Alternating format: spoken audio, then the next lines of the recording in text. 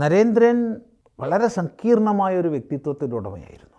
ഒരു ഭാഗത്ത് സാക്ഷാൽ ശിവഭക്തിയുടെ ഒരു മൂർധന്യമായ ഭാവമായിട്ടാണ് ആ ജന്മം സംഭവിച്ചത്. രണ്ടാമത് അമ്മയിൽ നിന്ന് നിരന്തരം ഈശ്വരീയമായ ഗാഥകൾ കേട്ട് വളർന്ന ശൈശവവും ബാല്യവും, സംഗീതം, ഗുസ്തി തുടങ്ങിയവയിലേക്ക് അത്യന്തം ആകൃഷ്ടമായ ഒരു ബാല്യം, ദാനധർമ്മത്തിൻ്റെ അങ്ങേയറ്റം അനുവർത്തിക്കുന്ന അച്ഛൻ്റെ മകനായി ജീവിതം. അന്നത്തെ കൊൽക്കട്ടയിലെ ഒരു മധ്യവർത്തിയായ കുടുംബത്തിൽ, പ്രത്യേകിച്ച് ഒരു ബാരിസ്റ്ററുടെ മകനായിട്ടിരിക്കുക എന്ന് പറയുമ്പോൾ അത് വളരെ വലിയൊരു ഉയർന്ന അവസ്ഥ തന്നെ. അതേ സമയത്ത് അത്യധികമായ ദാനങ്ങളും മറ്റുമായപ്പോൾ ക്രമേണ കുടുംബം ദാരിദ്ര്യത്തിലേക്ക് പതുക്കെ ഇറങ്ങിക്കൊണ്ടിരുന്ന ഒരവസ്ഥാവിശേഷം. എന്തിനേയും യുക്തിപൂർവ്വം സമീപിക്കണം, യുക്തി അനുസരിച്ച് മാത്രമേ എന്ത് സ്വീകരിക്കാൻ പാടുള്ളൂ എന്നുള്ള ചിന്താഗതി.